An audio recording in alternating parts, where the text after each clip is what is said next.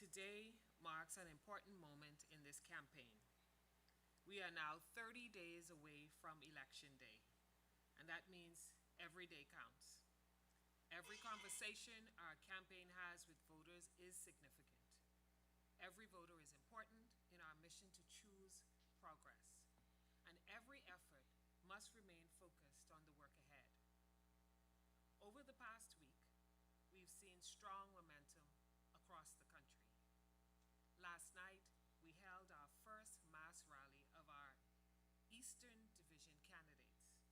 It was a powerful showing of unity and momentum, and what stood out most was the Bahamian people's belief in the direction we are taking this country. People came out because they understand what is at stake. They came out because they know this election is about the future of the Bahamas. This week, we also took a major step in raising the standard of accountability in our country. We launched two important documents for the Bahamian people. The first is our Blueprint for Progress, which sets out our plan for the next 5 years. The second is our Blueprint Tracker, which provides a public record of what has been delivered, what is underway, and what remains ahead. No government has ever made this level of information available in this way. This evening, our full platform will be available at yourplp.org. We encourage every Bahamian to read it. For us in the PLP, this is about being clear on what we have done and honest about what we will do next. Our message is straightforward. We have a plan and a record to run on. We have made real progress together. We moved this country from crisis to recovery, and now we're building an economy that creates real opportunities for Bahamians. Opportunities to earn through jobs and better wages, opportunities to learn through education and training, and opportunities to own through housing and business opportunities. This campaign is about building on that progress. Starting today, we will provide a campaign update to the media every Sunday until Election Day. The Bahamian people deserve consistent, clear communication about this campaign and what is being proposed for your future. We will stay disciplined, and we will continue to engage the public in a serious and respectful way. To the Bahamian people, take the time to review our record. Look at what has been delivered. Look at what is underway, and look at what we are proposing. Ask every part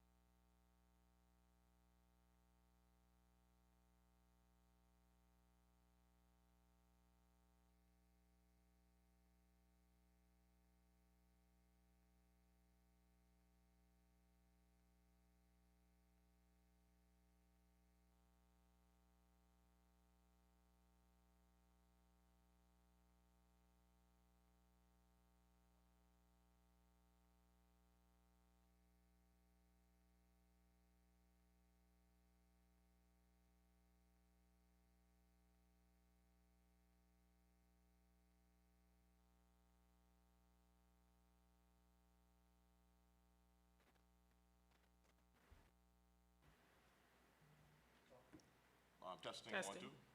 Testing, 1, 2.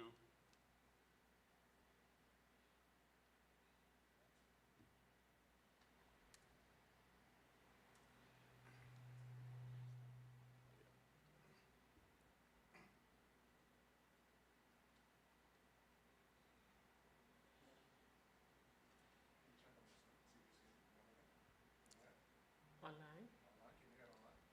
Try it Testing, online. 1, 2.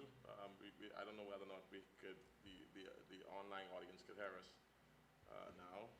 I believe I believe the order's been resolved. Yes. It says resolved. Okay.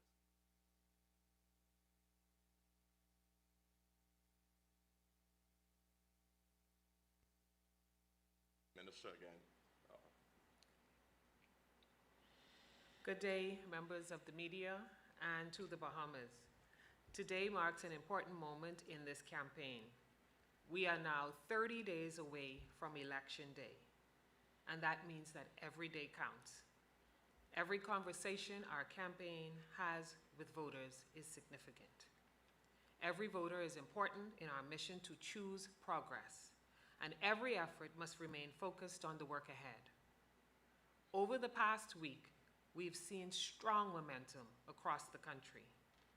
Last night, we held our first mass rally for our Eastern District candidates. It was a powerful showing of unity and momentum. But what stood out the most was the Bahamian people's belief in the direction we are taking our country in. People came out because they understand what is at stake. They came out because they know this election is about the future of the Bahamas.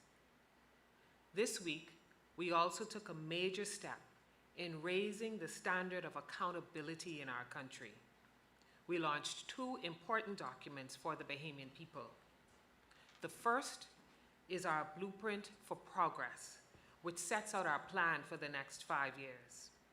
The second is the Blueprint Tracker, which provides a public record of what has been delivered, what is underway, and what remains ahead. No government has ever made this level of information available in this way. This evening, our full platform will be available on yourplp.org. We encourage every Bahamian to read it. For us in the PLP, this is about being clear on what we have done and honest about what we will do next. Our message is straightforward. We have a plan and a record to run on. We have made real progress together. We've moved this country from crisis to recovery, and now we're building an economy that creates real opportunities for Bahamians. Opportunities to earn through jobs and better wages, opportunities to learn through education and training, and opportunities to own through housing and business opportunities and support. This campaign is about building on that progress. Starting today, we will provide a campaign update to the media every Sunday until Election Day. The Bahamian people deserve consistent, clear communication about the campaign and what is being proposed for your future. We will stay disciplined. We will continue to engage the public in a serious and respectful way. To the Bahamian people, take the time to review our record. Look at what has been delivered. Look at what is underway. Look at what we are proposing. Ask every party to show you their plan and to show you their record. Because this election is a choice about direction. It's a choice about whether we continue moving forward or risk losing the progress that has been made. And to our supporters across the length and breadth of the Commonwealth of the Bahamas, stay focused. We are in the final stretch. This is the time for discipline. This is the time to stay engaged, speak with your family, speak with your friends, speak with your communities. We can't take anything for granted because there's too much at stake. Because we will have a lot of work to do, and while we've done a lot of work together, we have more work to move forward ahead. We must remain focused, we must remain committed, and we must continue to move the Bahamas forward with the Bahamian people. Thank you. We will now hear remarks from Minister Zane Lightburn. Thank you. Just picking up from where Pia left off, I want to spend a moment speaking directly about the Blueprint Tracker. We put our tracker out there for the Bahamian people to see. That was a deliberate choice. No government before has done this. But we made the decision that if we are asking the Bahamian people for their support, then we must also give them a clear, honest account of the work. The tracker brings together 387 commitments that were made to the Bahamian people. Today, 325 of those commitments are already completed or in progress, and every single one is publicly available with a clear status and supporting information. That is what accountability looks like. Too often in politics, people hear promises, but they are left to guess what was actually delivered. Too often, the record is unclear, scattered, or shaped by whoever is speaking the loudest at the moment. We took a different approach. We said to the Bahamian people, here is the full picture. Here is the work across 10 major areas of national development, from the economy and education to healthcare, security, and infrastructure. Here is the progress, backed by evidence and detail. That is a higher standard. It respects the intelligence of the Bahamian people. It gives voters the ability to make a decision based on facts, not noise, based on what is actually being done, not what is being claimed. It also speaks to confidence. A government that is unsure of its record does not publish it in this way. A government that is not prepared to be judged does not often open up itself or doesn't open up itself like this. We did it because we believe in the work that has been done, and we believe the Bahamian people deserve to see it for themselves. So our message is simple. Do not rely on what anyone says about us. Go to the tracker. Blueprint-tracker.gov.bs is the site. Look at the 387 commitments. Look at the 325 already delivered or in progress. Look at the evidence. And make your own judgment. This election is about whether we will continue to make progress as a country or whether we'll turn back the clock. Michael Pintard called for a reset. Bahamians know too well what that looks like. All of the progress, from energy reforms to school breakfast to upskill to the National Youth Guard to the Family Island investments, all will be at risk with a new government trying to erase progress. This is what the Blueprint Tracker represents. Thank you.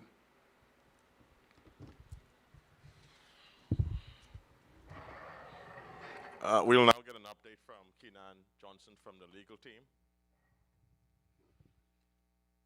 Good afternoon. Today marks 30 days before the general election, but I think it's important to realize some dates that are coming up even sooner than that. This week in particular is a very critical week as we move throughout this election season. As some of you are aware, April 16th is nomination day, and so it's important to note that while we have candidates who have been ratified by their respective political parties, no candidate is an official nominated candidate in this election until they have completed the nomination process, which is on Thursday, April 16th. It's also an important week because we need to start to discuss what's happening prior to elections in terms of voting. There's overseas voting and then there's advanced poll voting, and I just want to briefly explain those so that we can know what those dates are looking like and what the timelines and deadlines are looking like. For overseas voting, the deadline to apply is Friday, April 17th. If you are a student studying abroad, if you are a spouse of that student, if you are working for the Bahamas government, and your immediate family is also with you, then you are eligible to apply for overseas voting. And that is Form J that can be found in the actual legislation, but it can also be found on My Gateway. And we intend to also issue through our outlets those forms so persons can be aware of how they look and what's required. It is extremely important to note that while you may be eligible to apply, if you do not actually apply by the deadline, which is April 17th, then you will not be eligible to vote in the overseas voting. And overseas voting takes.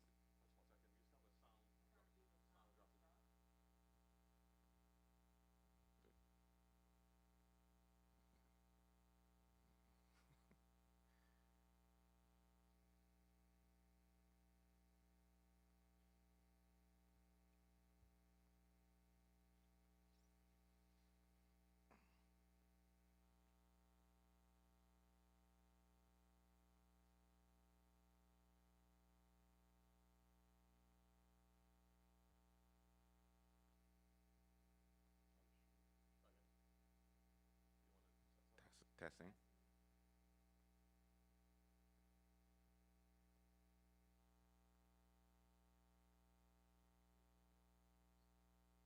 Okay, no problem. Testing. All right. So we apologize again for those technical difficulties. I wanted to emphasize the importance of understanding that while we are 30 days out from the actual election day of May 12th, there are some very key dates that are coming up very shortly, especially this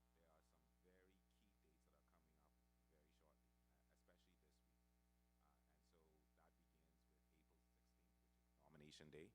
It is important to note, and some of you may already know, that while candidates have been ratified by their respective parties, they are not an officially nominated candidate for the upcoming election until they completed that nomination process on April 16th. It's important to note as well that we should discuss the concept of overseas voting and advanced poll voting because those deadlines are also creeping up on us. And so, as it relates to overseas voting, if you are a student, if you are a student who is studying abroad, then,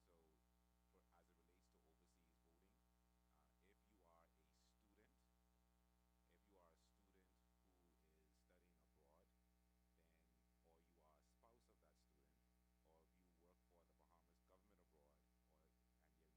student, or if you work for the Bahamas government abroad,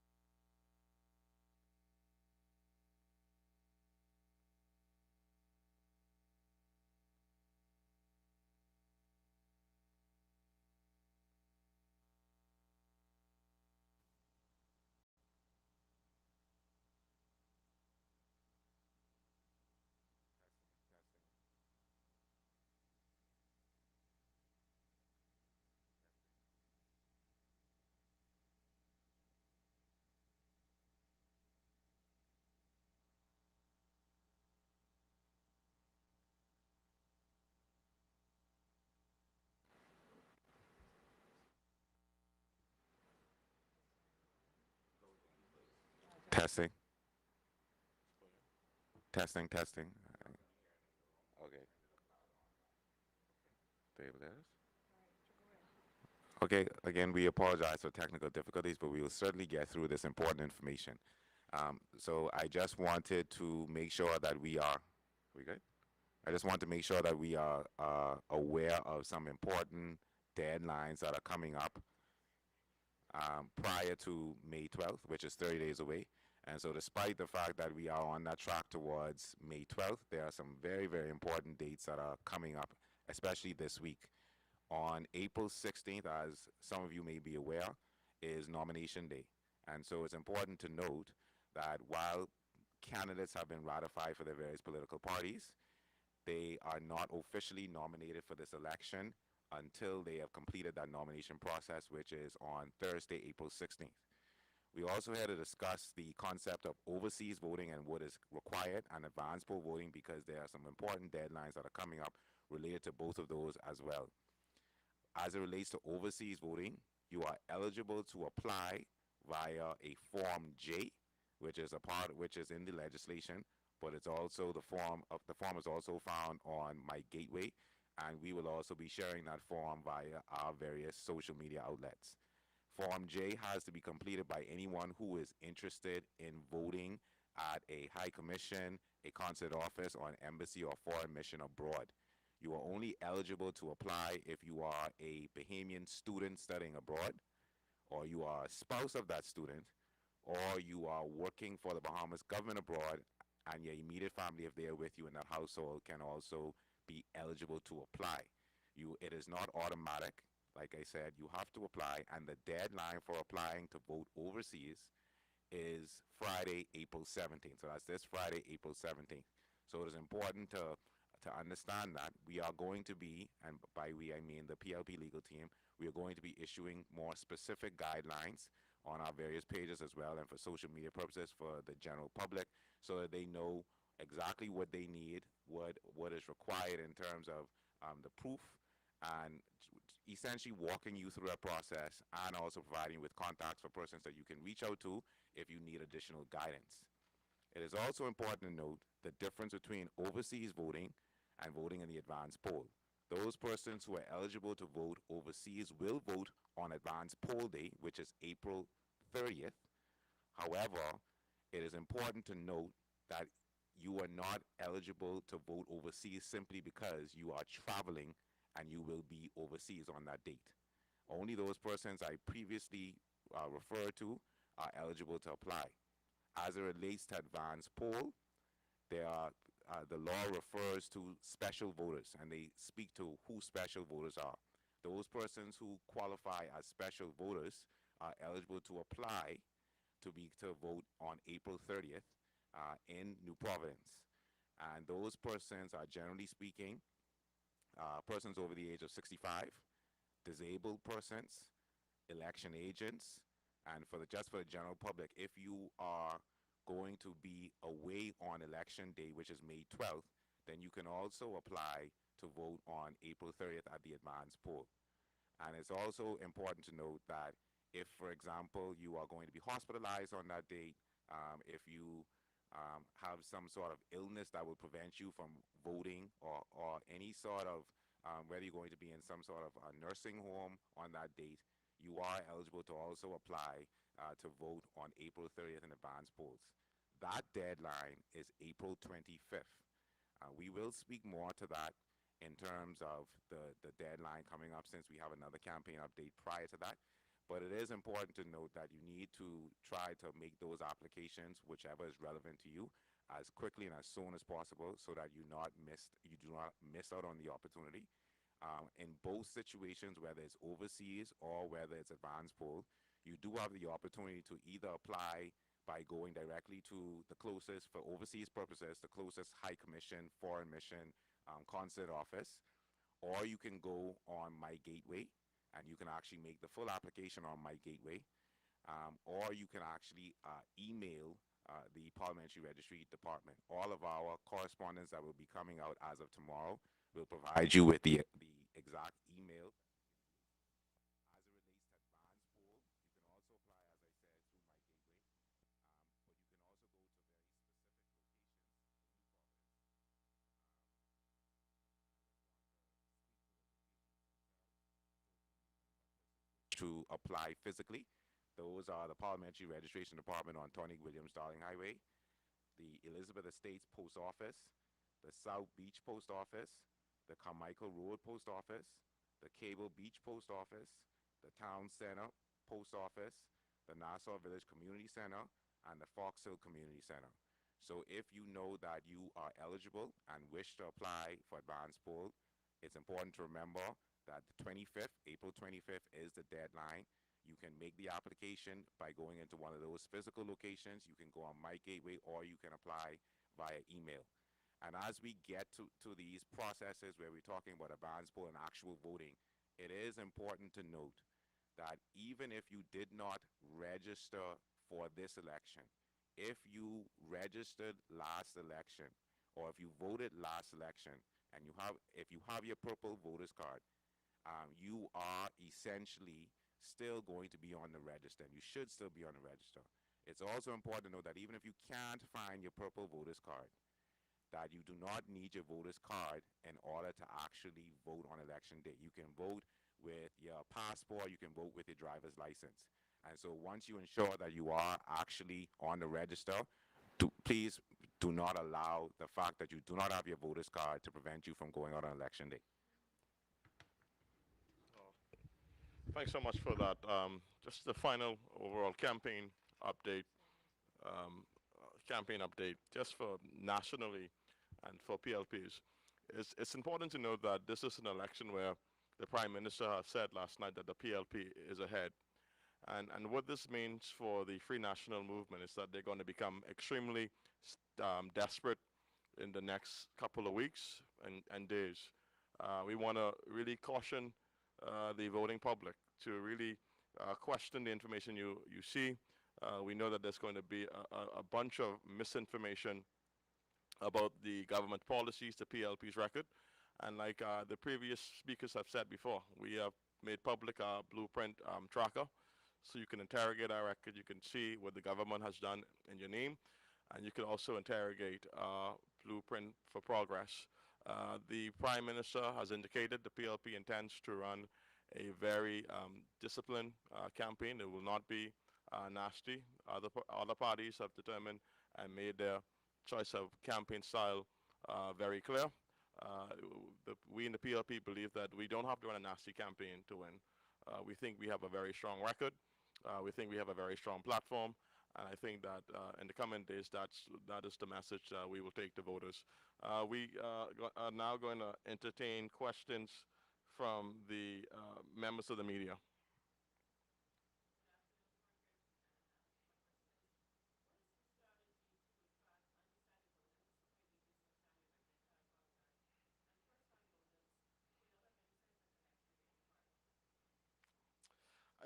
I think from the PLP, and I'll let my colleagues chime in as well. I think probably start from the minister first, and then to chime in on that question.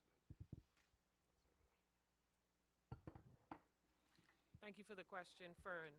Your question was regarding voters who are basically experiencing apathy, especially our young voters.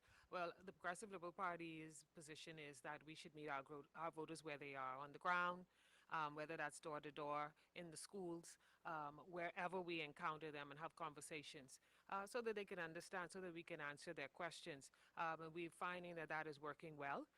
We're able to respond to their concerns. We're able to explain our platform. We're able to show what we have done as a government, as an administration, and we're able to share our plans with them futuristically.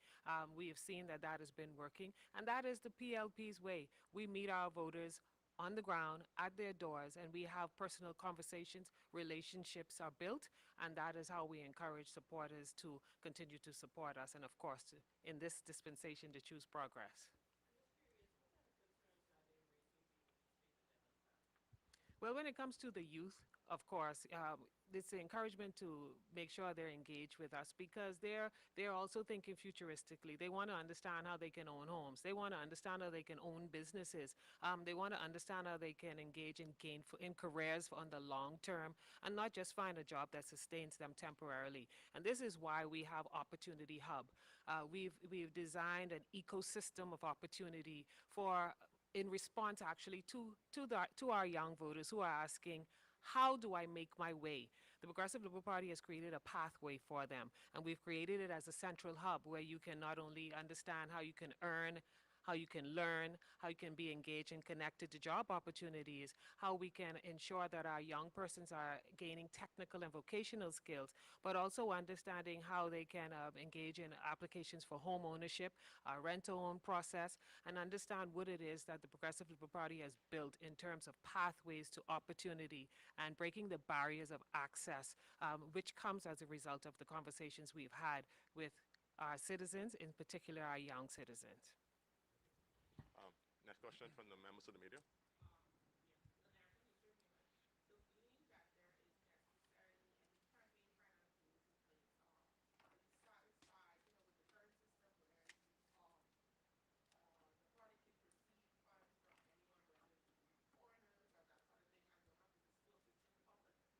Are we satisfied whether, I think it's a campaign finance policy question?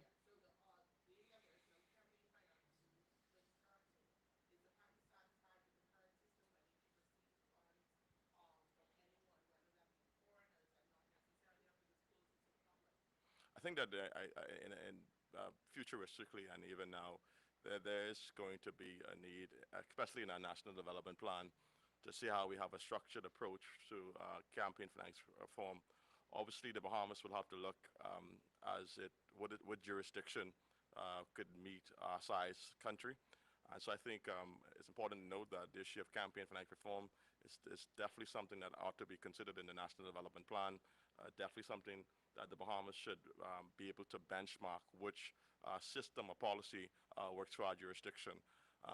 But insofar as persons who are receiving funds to different campaigns, I know for sure, certainly financial institutions are very strict, know your customers protocols. So I think on that basis, you could assure that that level of credibility and checks and balances, or the integrity of the financial system, will guard against that. But I do think that there ought to be a conversation that all major parties should have on campaign finance reform. And now that question was about campaign finance reform in the Bahamas. Any further questions? All right. Thank you, members of the media, and we will see you here again next week, Sunday at the same time. We'll definitely resolve all of those technical challenges for next week. Thank you so much.